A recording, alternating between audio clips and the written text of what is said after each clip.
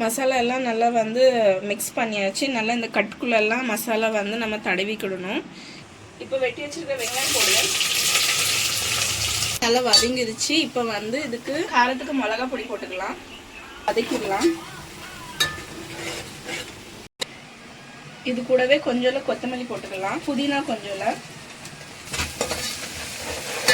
கரம் மசாலா போட்டுக்கலாம். வெட்டி வச்சிருக்கேன், அதையும் இது கூட சேர்த்துக்கலாம்.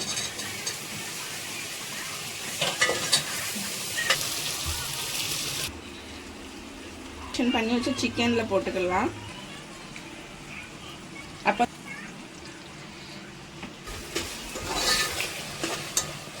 ஊத்திக்கலாம்.